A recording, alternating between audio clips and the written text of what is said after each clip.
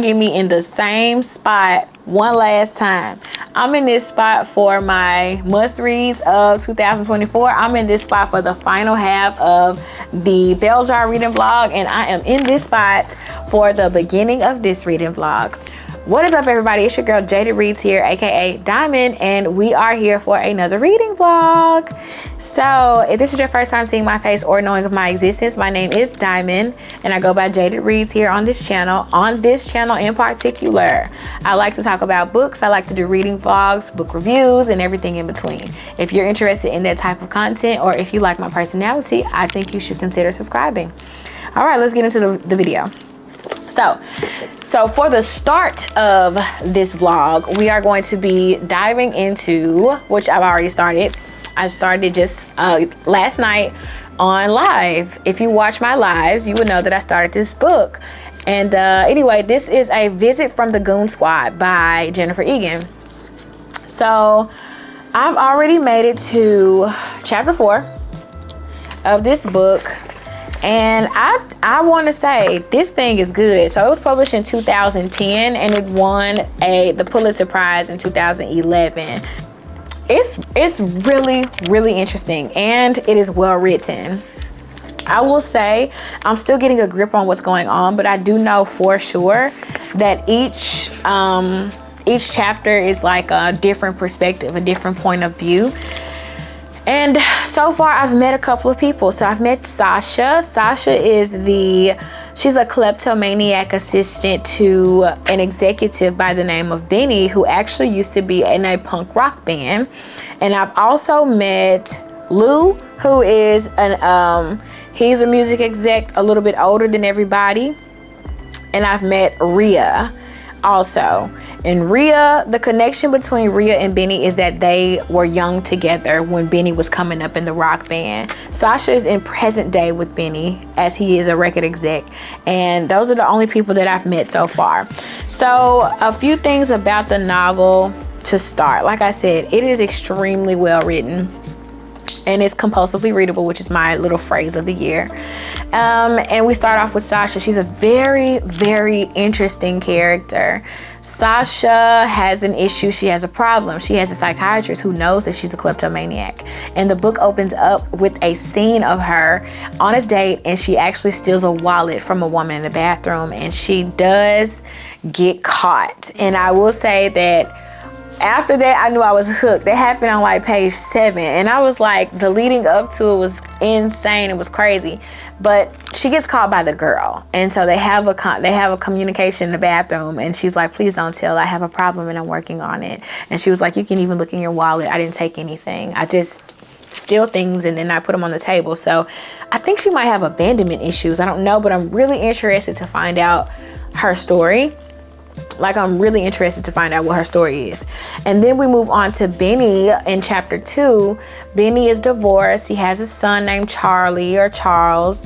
And it seems like they want to hint at he might have been a sex addict in his past, but he takes these, it's like a emphasis on these little real gold flakes that he puts in his drink to like ease his mind and calm himself down. And I don't know if he has a thing for Sasha yet. I'm not sure if it's just like mental or if it's serious, but it does like reference that Sasha is like a safe space or a safe place for him. So that's really interesting. Autumn. Okay. So that's like a interesting thing to explore, and it's exciting. But so far my favorite part, and he's also searching for the next big thing, so it's like he's losing his touch in a sense, because they go up to the valley to check on this band that he's been trying to like get on and popping for a few years, and he hears some stuff that sounds like it's good. But on their ride back home, Charlie and Sasha are in the car, and she's like, they're terrible. And he's like, what? She's like, they're terrible. So it's like, what are you hearing? What are you listening to? Because what I heard was trash. But that's the interesting thing as well. And one of the most interesting characters is so far Rhea.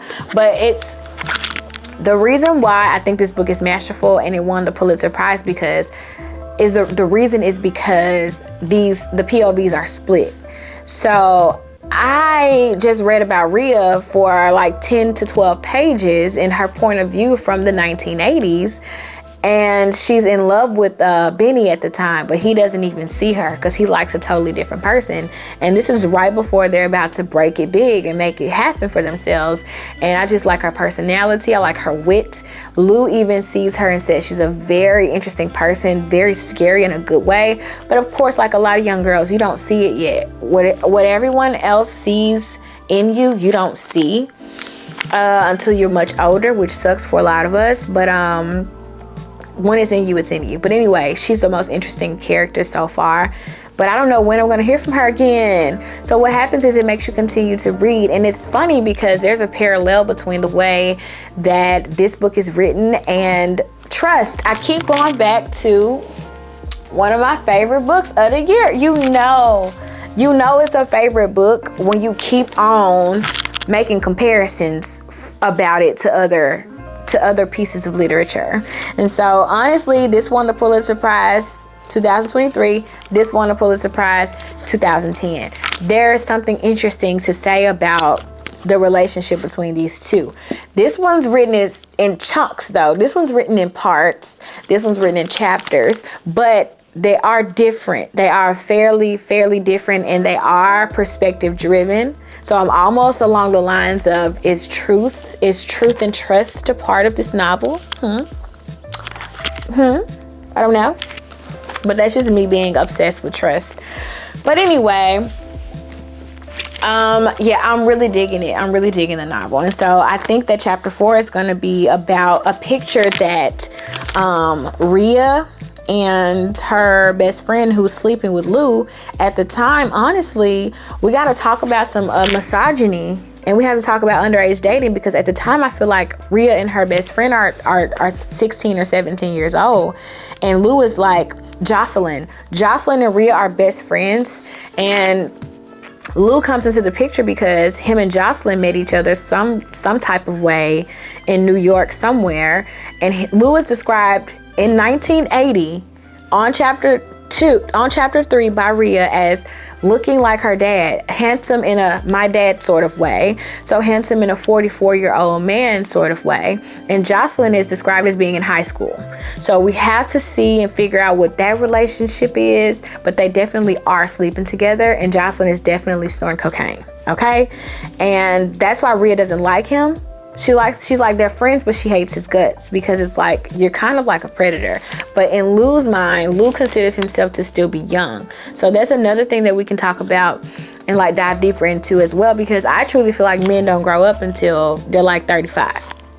Honestly, they definitely mature a little bit slower mentally than women. Although their body looks one type of way, their mindset is completely altered. So that's one thing that we can definitely speak to as I learn more about Jocelyn. But either way, Rhea and Jocelyn were in Lou's penthouse apartment the night that Lou came to see the band. They're called the Jerk-Offs. No, they're not. The Jerk-Offs is from Nick and Nora, that movie. What's the name of this damn band? The slinging dildos. What's the name of the band? The Flaming Dildos, which is Benny's band. So they go back up to Lou's penthouse apartment, and they're snorting cocaine, playing music, Benny's in the studio making beats, and they see a picture of Lou, and Rhea's like, those are his children. He has 6 kids, Jocelyn. What are you doing? Basically. And it looks like they were in Africa with these 6 kids. And then Rhea confronts him later, and she's like, you are too old. You got 6 kids. And he was like, and? He said, I'm just as young as you. And then it's over, and we move on to chapter 4. Guess what chapter 4 is? Chapter 4 is Safari. And it says, remember Charlie. And remember Charlie in Hawaii when we went to the beach? Okay, I could be wrong. No, Safari. It could be that Benny and Lou went to Africa together with their kids on a family vacation. I don't know. But I'm still searching for how these stories are intertwined, how she's going to like put the stories together. I'm still like, I'm basically reading to figure it out, and it's intriguing. It's very, very intriguing. And yeah. so the intersection between all these characters is what is the driving force of the narrative for me, and so that's what we're going to be talking about in this book. So I'm honestly thinking that this vlog is going to be quickly, and I want to say something about this vlog, and I'll show you guys in the morning. So I did not, of course, today is Martin Luther King Day. Happy MLK Day. It's a Monday, but I'm also going to be off of work Tuesday, January 16th, and Wednesday, January 17th, because we have about 10 inches of snow, probably 6 to 10. I'm being a little exaggerative, but it's a snow day. It's been a snow day for us. It snowed yesterday, and it snowed for the better part of the day today. And yeah, like I told you, I was getting ready for the snow. It snowed, and I'm gonna be at home, so this is gonna be a home vlog. So I'll just be setting myself up in the bed or in the living room or in the kitchen, and we'll be talking about the Goon, a trip to the Goon Squad, a visit from the Goon Squad. But it's gonna be a fast read, so we actually might be able to sneak in a second book. But that might be contingent upon my library holds as well, because I just did a video on 10, there is 10 of them, but it's 10 of them on accident. I just did a video that I'm going to post tomorrow, because this vlog is going to go up on Wednesday, of books that I'm going to read. Or no, this book isn't going out to next week, but I just posted a video of books that I must read this year. So we might do one of these, or I might pick something at random. But I think we're going to be in this vlog or the remainder of this vlog is going to be shot only while I'm in my apartment, okay? So it's gonna be a homebody vlog. All of them honestly are homebody vlogs, but I was in the car chilling like a villain at the cafe in one of the other vlogs. So yeah, that's just me introducing, and I just want to say, hey, check in, pop in, let you guys know we starting a new vlog. But I need to do some editing right now, and I also need to eat some dinner. So I'll be back shortly. Don't know when, don't know how, don't know if I'm gonna be in this shirt, but I'll see you guys in a little while when I have updates on the book, okay? Okay, see you soon.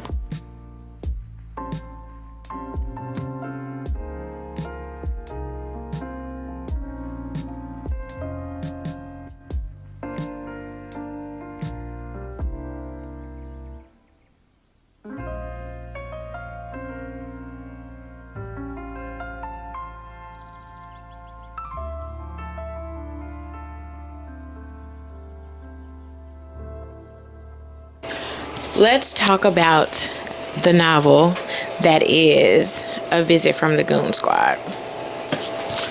Okay. Oh, these are gonna be good. They're thick. Yeah, the last time I talked to you guys, I was introducing the fact that I am starting a new video, and this video is going to be on A Visit to the Goon Squad by Jennifer Egan. Since that last discussion, that was a day and a half ago, today is a new day, 2 days later basically. Today's January 18th, and I remember telling you guys that I'm gonna be here for winter weather advisory. We had a snowstorm, and so I have been here just in the house, not bored in the house, and I'm in the house bored, not quite bored. Some sugar.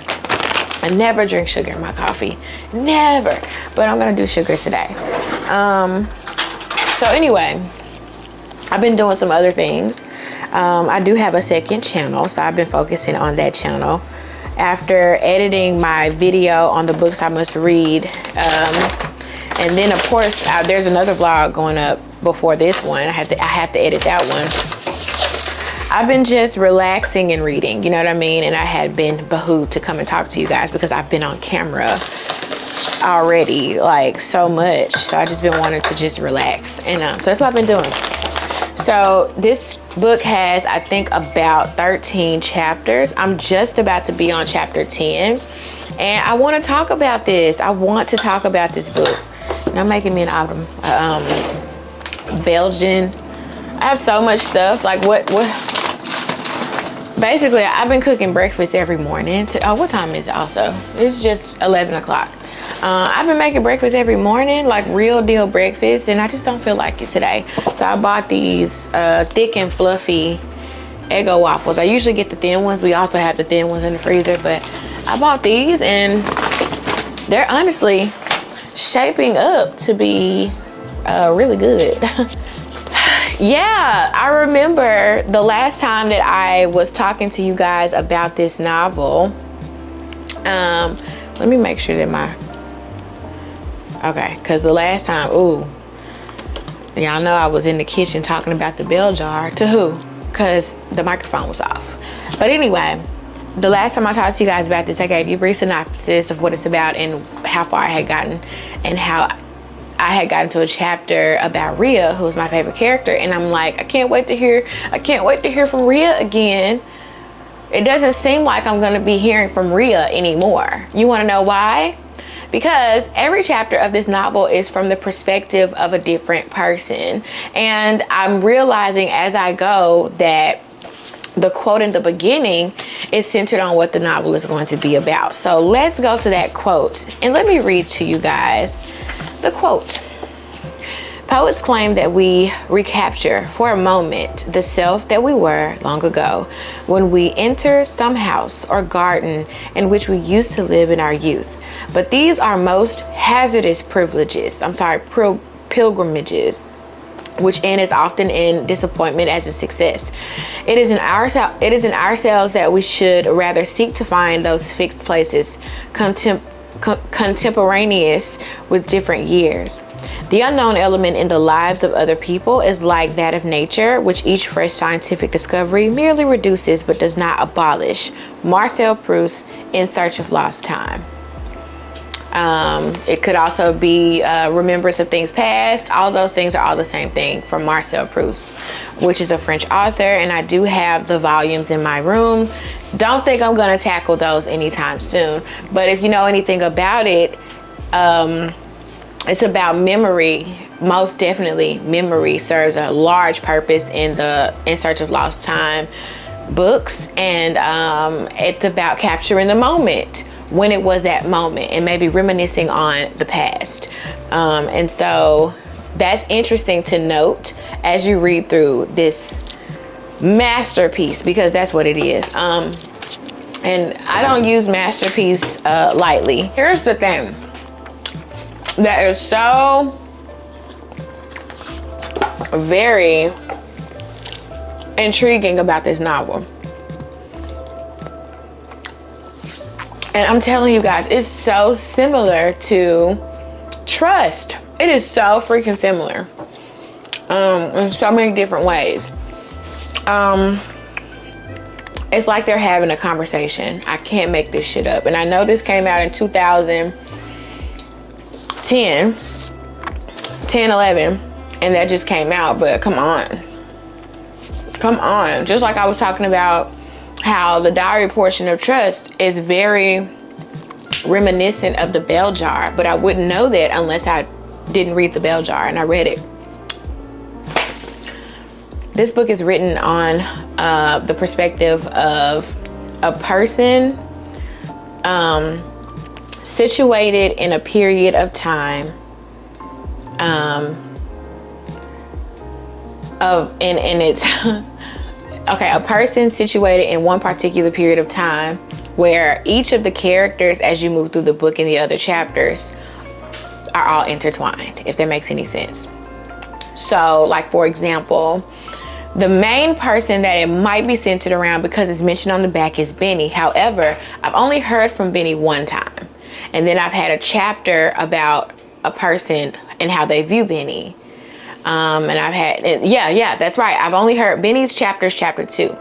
Sasha mentions Benny a little bit. That's chapter 1. Then we move on to Rhea, who's way in the past talking about Benny. She's 1979 talking about Benny. Then we move on to another person. Who speaks next? Jocelyn speaks next, or either way, everyone in each chapter has a connection to the other person, and that's what the story is about, how these people connect to one another over the course of many, many, many years. Like I said, the first predate is like 1979. Rhea says it's a year before the 1980s. So you have to say, oh, this is 1979. Then you have stuff like my brother Jules. Jules is in prison during the crash, during the terrorist attack in 2001. So, you know, he was in jail in 2001, and then it mentions things a little bit more modern leading up to 2010. So yeah, it's about all of these people, and then also the different perspectives on things and how one person might remember it, or the evidence showed this, but then there's a whole chapter about what really happened, what maybe led up to Jules being incarcerated based on Jules's perspective. So the truth is entered into the chat when Jules starts to speak, but when his sister Stephanie is talking, it's more mirrored as, or more translated as, he didn't do the crime. But then you're literally hearing him talk about the way that he viewed the incident and the person in which he violated. And you know that he's completely guilty.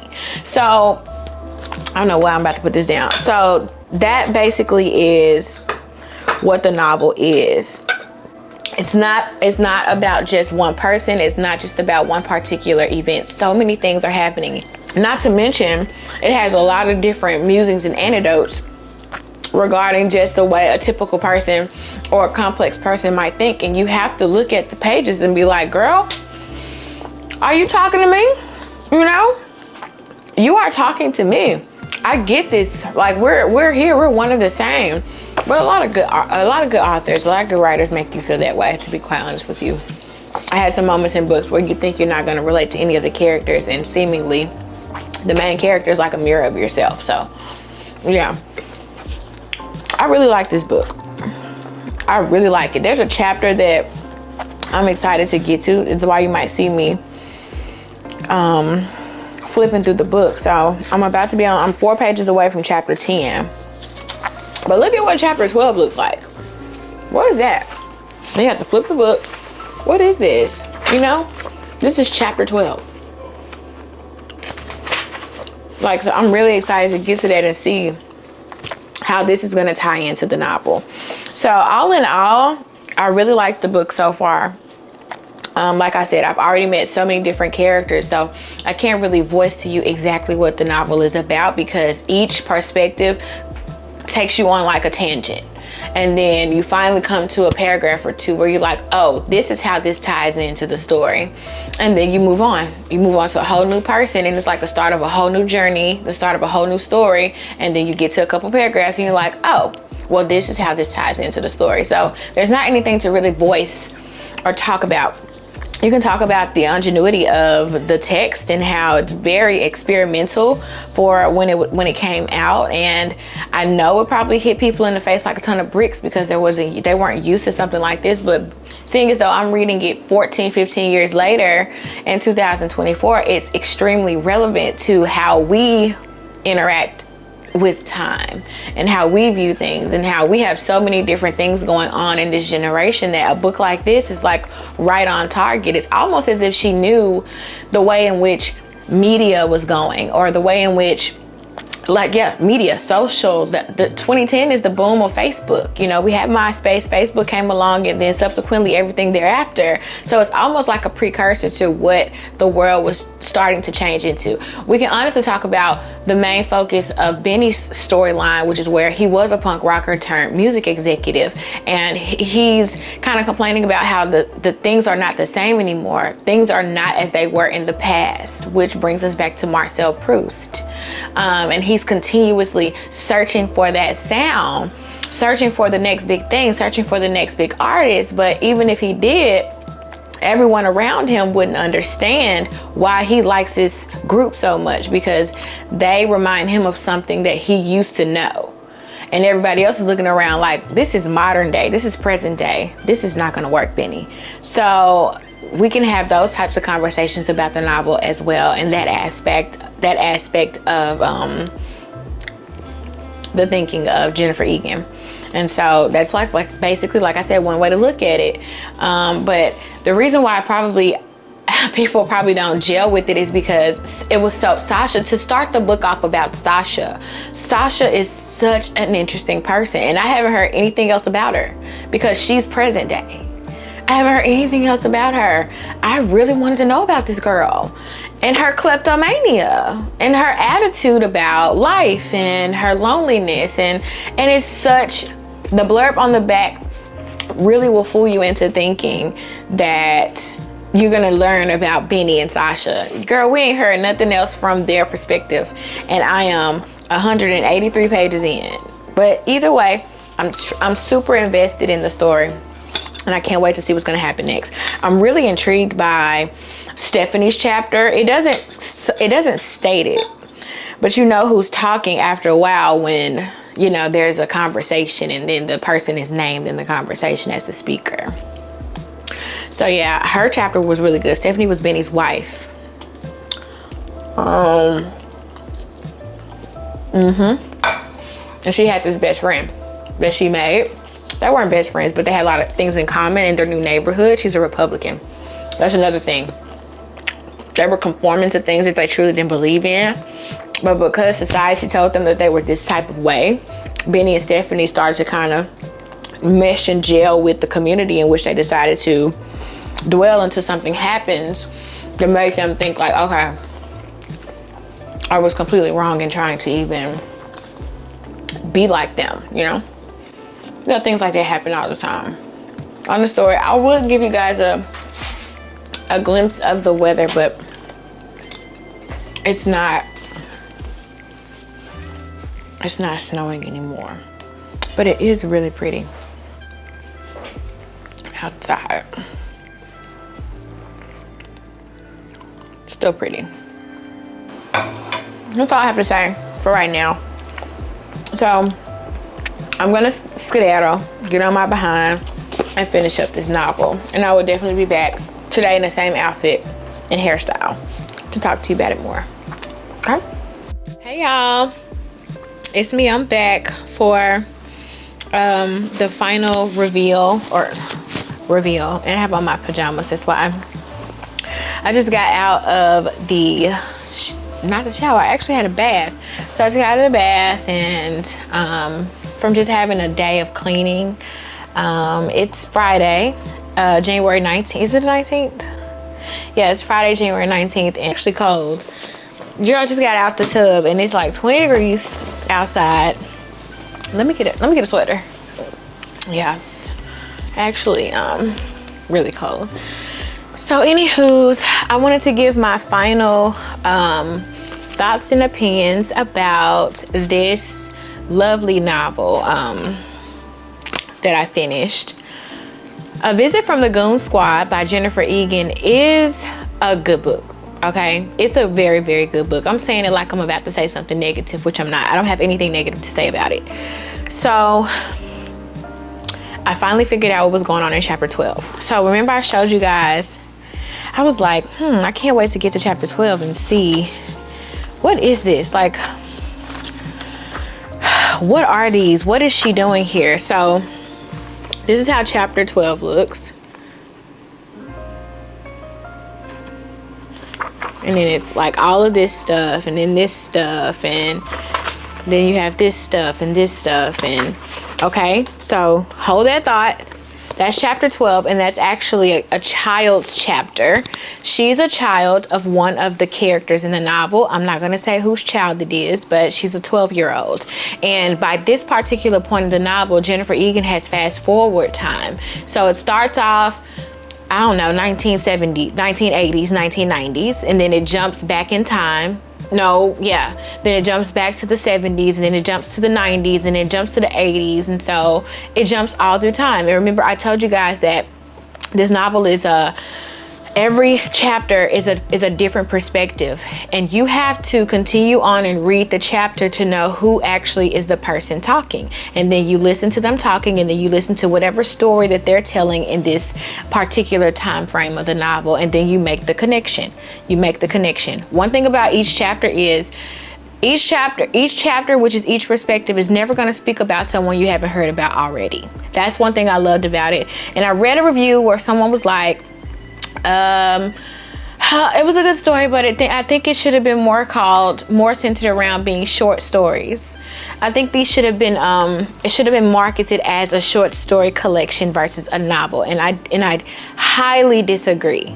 I highly disagree, because for one, you have to read that poem at the beginning of the story, and you have to know who Marcel Proust is and what In Search of Lost Time even is to understand what Jennifer Egan is doing in this novel. You have to make that connection. If you can't make that connection, then of course you're not going to understand the story. So I'm going to go back and read that poem one more time. I think I read it already, but I'll read it one more time so we can like jump into my final thoughts, which we already are, but you know what I mean. So okay, here it goes. Poets claim that we recapture for a moment the self that we were long ago when we enter into some house or garden in which we used to live in our youth. Stop there. What did she say? Poets claim that we recapture for a moment the self that we were long ago. That's all this is about. The recapturement of moments of past time frames of individuals who were once situated in one space and who are a different type of person in the future. That's all it is about. Let's finish up. Let's go back. But these are most hazardous pilgrimages, which end as often in disappointment as in success. It is in ourselves that we should rather seek to find those fixed places, contemporaneous with different years. The unknown element in the lives of other people is like that of nature, which each fresh scientific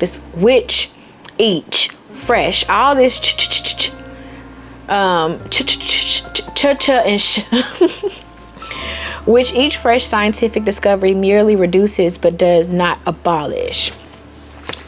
Memory. It reduces your memory as you move past in life and move forward, but it doesn't abolish the memory. So all we have left is those tiny disbursements of what once was, and that's what this novel is so good at doing. And it has taken me all day to think about this. I finished this book earlier today, and I've been thinking about it since then. I finished around 2:00. And it is 7:15 now. So I've been thinking about it. That's why I didn't like immediately come on camera, because I wasn't ready to talk about it just yet. But yeah, she did an amazing job. So back to that person saying that this should have been marketed as a short story collection. The reason why I beg to differ is because you have to first understand Marcel Proust and what In Search of Lost Time is, and then you have to understand that in each narrative, that is each chapter, she's trying to recapture the past. She's trying to resituate the character that's coming next into this position that they once were in. And also she does a great job at the different themes that she chose to put in here. Immortality, a small tiny trigger warning, because she does mention suicide, and in that chapter you're not sure I think it's left for you to interpret if that character either committed suicide or died a different type of way. But in that chapter, confusion as far as your gender preference is concerned, and she did a really good job of capturing that in a younger person. What else? It's so many nuances to what this book is, and I think that it was definitely written ahead of its time, because another thing that she does, which is the overarching theme, is how the music industry or electronics or media is shifting with time, and how out with the old and in with the new is going to continuously be a theme throughout our lifetimes and after we're gone. She did a really good job of capturing that in the character Benny and Sasha and everyone in between, and relationships as well, and how things are always going to be blatant in your face if you just do a good job of just sitting still and being patient and watching what's going on. The faster you move, the faster things are going to be, and you'll miss the most important detail to tell you exactly what's going on in your relationships or in your life. And she did a good job with that as far as Stephanie and Benny's relationship is concerned. Also, the child narratives are really good to listen to. There's a chapter where this character named Rolf is the narrator, and then you later on hear about Rolf in the novel, and just you make the connection between when he was actually the child narrator and then someone else having their own narrative about him. It's really interesting. It's really an interesting book, and I do understand why it won the Pulitzer Prize, because it's experimental in its way of being written. Also, you have chapters where there are footnotes and it's written like a article, and then of course you have the slides. The child's paragraph, chapter 12, is actually still a narrative, still telling a story, but it's written in what her new age, her new way of learning, and her new way, or new ways that teachers are teaching her how to write and keep track of things, is through charts and through slides, and just in a different type of way than the normal way that we have been told to put a pen to paper and have paragraph breaks and in quotations to let you know who's speaking and who's not speaking and all these different things. She's introducing a new way to keep track of her life and to keep track of her thoughts, views, and opinions, and that's why that's written in that way. I just love this so much. I really did. This was a really good book. I highly recommend you pick it up. I got this secondhand years ago, and it's brand new. It's brand new, and I really like the texture of it. The page quality is very expensive. I just really liked it.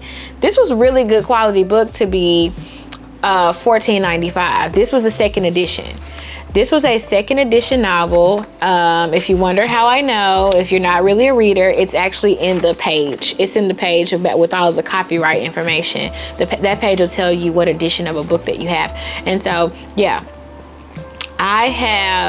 This book was published in 2010, and I have a second edition copy.